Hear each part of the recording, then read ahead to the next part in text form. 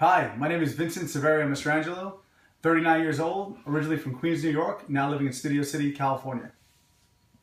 So as you can see, we have a lot of ingredients here. We're going to use to make a very rustic old Italian dish, Bolognese. Big, nice Italian family meal, which is kind of my point of view and my style of cooking. I come from a big Italian-American family, and we love to have a lot of people over and cook and laugh and have a good time. That's what we're going to do today.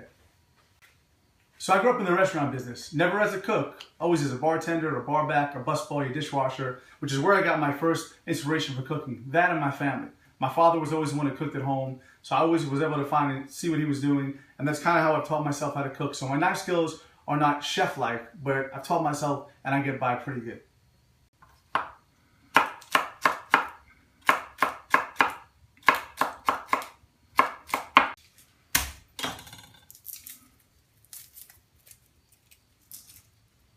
So we've all cut an onion before. Not many tricks, just learned some stuff. The crying I can't help you with. I have a wife, she makes me cry as well, so I just got used to it. But at least you can cut it in nice even dices. Of course, you keep the core intact.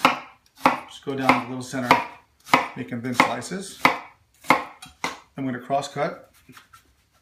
Cross cut the top. Of course, be very careful when you're doing this. Now I'm going to go for some nice even dice. Easy enough, and we limit the tears. And remember, if you do lose a finger, it's not the end of the world. Just take the 4th horse in the 9th race. So I'm a very competitive guy, and mostly that comes from playing sports. I still play baseball and box and do a lot of things competitively. But mostly when I'm cooking, my competitive streak comes from making my dish the best it could be and better than the last time. I want my family and friends to be thrilled with what I made them, and I want them to come back. Also, being competitive comes from coming from a very big Italian family where everybody's talking over each other. If you don't speak up, you're not going to eat. So I had to eat. I had to speak up.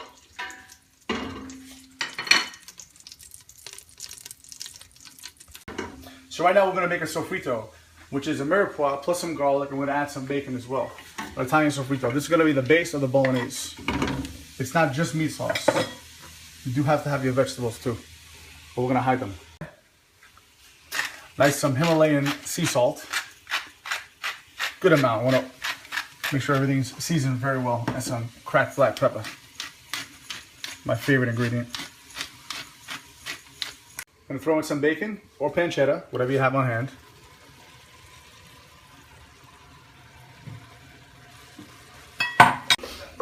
So I'm going to transfer all the sofrito with a little bit of bacon into another bowl to make room, and we're going to then brown the beef and the pork, and then we're going to transfer it back and combine it all together. So we're going to transfer now the beef and brown it up. My first memory of cooking is with my big grandma in Ozone Park, New York. I was about 5 or 6 years old. We used to go over there every Sunday for dinner, and we would start making sauce and fry the meatballs. But she always would let me fry some meatballs with her, and before we put it in the sauce, we'd make 2 or 3 meatballs, we put them aside, and we'd make meatball sandwiches, just a little bit of bread and some butter. It was like the best thing on the planet. And that's kind of where I got my first influence to start cooking, was with my grandmother, which then turned into cooking with my father. And now it's cooking for my wife. I realized a long time ago, a happy life, happy wife is a happy life, happy full wife. So I try to keep her full as much as possible. She looks pretty good. Where's my dinner?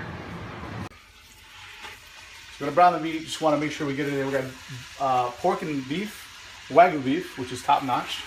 We're just gonna make sure we break it up nice as it cooks, so we get a nice kind of ground up. So I don't have tremendous culinary skills in the kitchen. Like, I don't chop like Benihana and I don't stew like Martha Stewart, but I do have a special skill of being able to remember things, which is great with baseball and sports and stats, or with recipes like adding some nutmeg to this. Some people wouldn't call that a skill. I do. My mother and wife like to call that a knack for useless information. But I disagree a lot. I mean, I'm very good in the kitchen. And my biggest attribute is working on the fly. If something goes wrong, we run out of an ingredient, no sweat. Because I'll always find something to improvise and make it work. There's many, many nights I go in the kitchen when my wife is hungry. There's nothing left. And I just find something to make and it comes out delicious. And I always get invited back. To bed at least. So right about now is when I start to think about protecting myself. And I have this beautiful apron that my wife bought me, which brings 2 of my favorite things into play. The Yankees and cooking. Or should I say 3 of my favorite things. The Yankees, cooking, and my wife. Oops.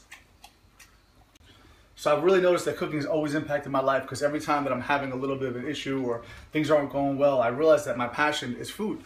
but I'm always doing something else, trying to make money, get into a different business, but I keep coming back to food. And that's kind of what gives me that lift up and makes me feel good about myself and lets all those problems melt away, either when I'm chopping or cooking or feeding my family and seeing the smiles on their faces. Those are the things that are most important to me. My absolute most favorite thing about cooking is the nostalgia, what it brings back. Like when you smell grass or like you see something on a baseball field and you get all those memories rush back. And for me, it's like my grandmother and the things she passed on to me. And something small is like putting a cheese rind into the Bolognese sauce and letting it sit for a while. And just finishing off with a little milk, which is gonna round it out. And I never see this in many recipes, but it's something that I remember from my childhood.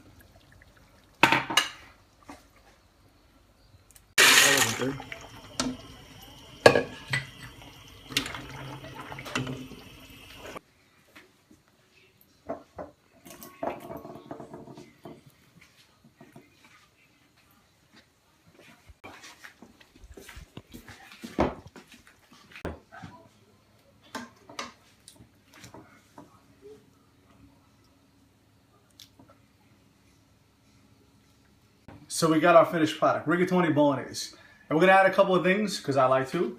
A little spice. They say don't add chilies with bolognese, but I don't follow the rules. If I wanted to follow the rules, I'd be a baker. Hey, I'm Enzo, the baker. And we're gonna do a little Parmesan Reggiano and call it a day.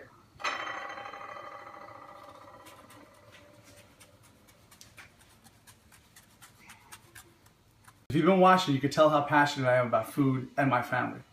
And as much as I love to be on the show just for exposure and to get out there and just enjoy myself when I'm cooking, the real main reason is to win that cash prize. We just got married. I married my beautiful wife, and now we want to start a family. And in order to do so, I'm going to need some money. So I really hope to have the opportunity to be on the show and showcase my skills and have that chance to win the big cash prize.